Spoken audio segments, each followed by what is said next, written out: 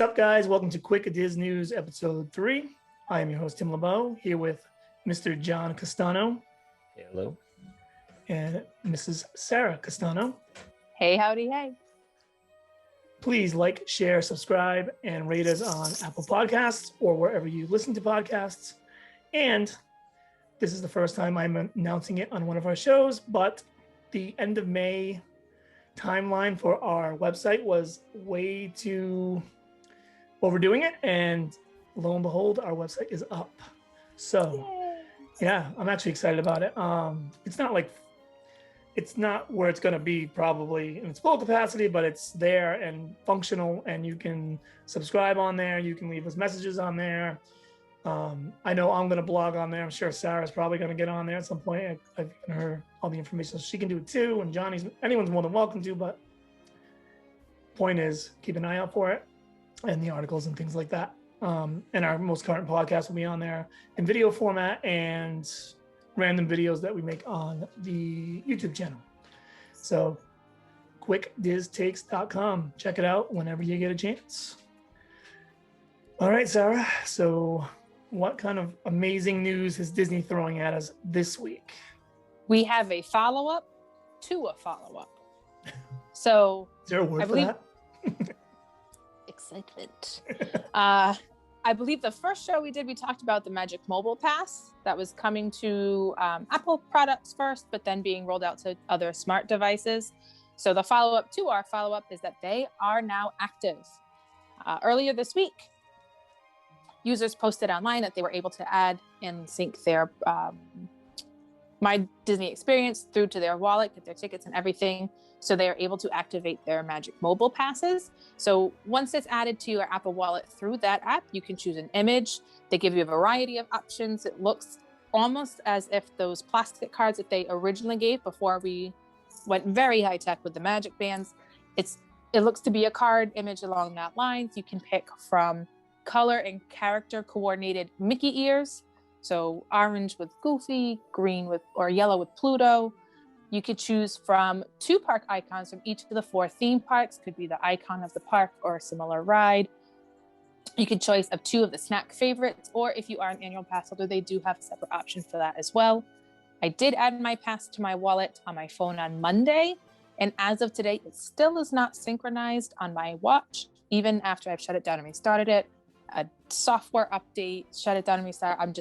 That's the piece I'm most curious to see, and that's not showing up for me yet. So I'm not in a position where I need to use it right now, but I am very curious to see what it would look like. Yeah, that's I'm gonna be honest, I'm like not overly thrilled. I mean, I think it's a good idea, but I don't know. I don't think there's much to say for me on this one. There's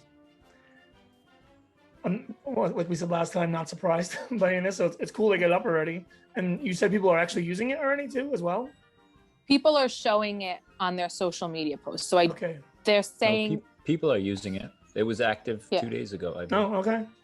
Yeah. People are like, when you go and open it up through your wallet, it does say this is how to use it. Just hold the device near it, double tap that power button on the side. Very similar to how you would if you were. They were even saying your battery. Or just hold it down. Just hold your phone to the thing. Hold your phone to it. Somebody said the battery died and they could still get in. Yeah, no kidding. Oh. That's pretty cool. The double tap is the watch. Sorry. Yeah, well, the double tap is probably the phone too, if I had to guess, because I think it said just hold down. I could check for you. I know when I use my Apple Card, which I'm addicted to using now because it's so. First of all, the cashback rewards are good, and second of all, it's just so easy. That's what you do. You give it a scan, you give it a double tap. If you have a passcode, they'll usually ask for that, and then it just goes. So I would imagine maybe it works similar to that. But see, I have my Disney Visa hooked up to my watch, and it's the same thing. Just double tap, it comes up, and then you're good to go. Yeah. So I don't do any of that stuff. Well, you're not cool. See, I still can't add. And it says, please try again. 3 days. Maybe that's why Apple continuously calls you, trying to help you out, and you're yelling at them being rude. Right. Yeah. Right. Maybe they do have you on speed dial because they're trying to fix your problem. Am I on speed dial? They say I have an iCloud problem. That's not my iCloud. We're trying to help you with your card. Hang up. But it's for Disney. Oh, okay. Probably not, though. You're probably right. It's funny too, because these are only active on Apple Right now, devices. just Apple Apples. devices. They will be rolling out to other smart devices, but there was no date given. Okay. What So do we our have next update is after being closed for over a year, visitors to the parks this week have reported seeing the People Mover, the Tomorrowland Transit Authority People Mover, running with either empty cars or with cast members sporadically placed throughout this week, a sign of things to come. They did report through some sources, maybe not the most reliable, I don't really know the credibility rates behind some of them, were reporting that it was set to reopen on Easter, which is the Sunday, April 4th. However, as of Wednesday, more reliable sources, but not Disney, did report that opening has been pushed back again, but they did not provide a tentative reopening date. So I'm wondering if the more reliable sources were in response to the unreliable. Well, most places were saying May 1st, but What is going on with the People Mover? I don't know, but I love it, and I just wanted it better be incredible when it opens back Everyone, up. I think any like real Disney fan loves the People Mover, and so fun. like what's going on with it. And what's scary about it to me is you see what happened when Disneyland's People Mover indefinitely closed, or closed with opening dates that never came, that came and went, I should say. And I don't think that's going to happen, because I just don't. But until it opens again, there's always that possibility. I was actually fortunate enough to ride that People Mover when I was there in 1995 or 4. And the People Mover is just classic, both parks. But it'd be, it's just not that, I don't think the flow of Tomorrowland, I can't imagine in my mind anyway, being all there without the People Mover functioning. I mean, it's essentially a human conveyor belt, but it's one of the best parts. Yeah, it just is. It's not a thrill ride. It's not entertaining. It's just amazing. Like if you're on the People Mover, I don't think a lot of times I would ever get off and then come right back on. I have done that, but I don't think overall I would. But I wonder how many times do you think you'd ride it if they didn't make you get off? If they're like, you want to keep going? You do a few laps, right? Okay. Especially if you had some food or something. Yeah, some snacks, a beer. Yeah. Well, not really beer in the Magic Kingdom, but I love snacks. I love beer too. Snacks. But snacks are good. Give me a Mickey ice cream or something, and I'm just cruising along on the People Mover. There it is. Oh. There it went. There it is. I'm trying to angle it, but then I lose it. So. It's got the pass. I do. I just can't get it on my watch. Disney announced the 2021 Epcot Food and Wine Festival starts July 15th this summer, scheduling to wrap up on November 20th. They also debuted their new bamboo cutlery set, making for a practical, nifty, and environmentally friendly souvenir, as they are getting rid of all of the plastic silverware. The festival does include an assortment of cheeses served in fun ways, which is my favorite part of the description, as part of Emil's fromage montage. Collect a stamp from each of the 5 global marketplaces and earn a prize. It will continue to use Remy's Hide and Squeak scavenger hunt. Again, find Remy, place the appropriate sticker on the appropriate place, and you earn a prize. There will be new festival-themed merchandise. Of course, there will be. And it will be the return of more of the live entertainment back into the park. So they are identifying Voices of Liberty, the Mariachi Cobra. I took Spanish for 2 semesters. I'm so sorry to your language. I butchered it. Cobra Kai. And the Jammin' Chefs. So 3 new live acts coming back into Epcot for the festival as well. I just kind of wish I could tweet out to Disney if we can make Voices of Liberty just live performances of Hamilton at this point. Yeah, that'd be great. So that'd be amazing. As we inch back towards normality, I think here. With entertainment offerings, I would imagine that's a good sign. And I can't imagine Epcot needs their little, I don't pay a ton of attention to those things when I'm there, but they're always in the background, like doing their thing. And it's nice, One of those things, once again, just providing the proper energy for the park. And you guys have been there since the pandemic. I have not, but I can imagine it must be a little bit different without those things going on. Yeah, it's a bit odd to walk by the stage area where they usually have the live performances going, and it's just empty. So it'll be nice to have some live music back in. They do have some stuff there now, but it was empty. Yeah, it was empty when we were there. But at least I know it was just the. Yeah, go ahead. I don't know what it was. I'll say my aunt and I were looking at SeaWorld's food festival, and they're offering pretty much a full slate of musical acts again. Because what they usually do is they'll have, like B tier artists, and I do not say that in an insulting way, and tribute bands kind of mixed in for their festival schedule, and apparently it's all on as of right now. So that is good news, I guess. Yeah, and I think even just that subtle, like the dropping of the taste of food and wine is like a good thing. Yeah. Just because, it'll be something. I mean, the festivals, they're just, at this point, Disney could open up a fifth gate probably that offered pretty much just festivals and would fill that park. I think people really like them. Yeah. I know there was I think the festivals were kind of brought down as a way to bring in more guests during their slow season, and between Run Disney events, between festivals. They did a concert series for a while too. I don't know if that's kind of merged into some of their other festivals or not, but I think Disney's done an amazing job in finding a way to bring large quantities of people in during their slow season. So there's not really that off season anymore. There's a good flow of people throughout, as the year progresses. Yeah, there's like no off season anymore at all. Right. And even during the pandemic, people just want to crowd the park. It used to be January was a total off season at one time. Like I could even as recently as 2015, and I was there during the Run Disney event in 2015, and they had the weekend. People ran like was it Thursday, Friday, Saturday, Sunday, I think. And we went on. So technically, I wasn't there. So that went by, and the Monday is when I came in, and it just everyone was gone. And they were having the cheerleading competitions.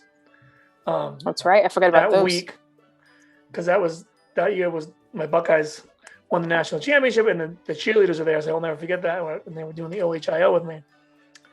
And even with that, it just was. Pirates was 5 minutes. You could like a carousel, go right back on it. Only thing that had a little bit of a wait time was Seven Dwarfs, as you might imagine.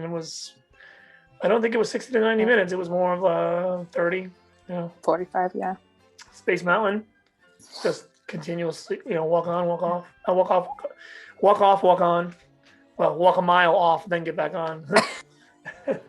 Well, that is the longest exit in the world. They still had the moving sidewalk back then, so it wasn't that bad.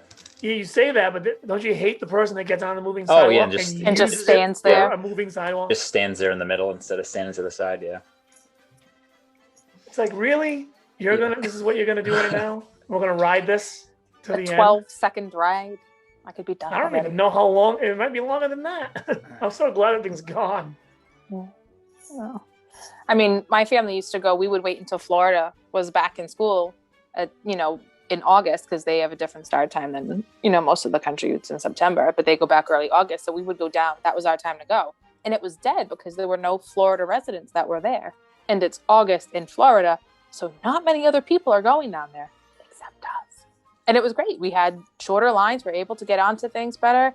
Reservations for dining. It was great, and now that's not like that anymore. I know. It's sad in a way.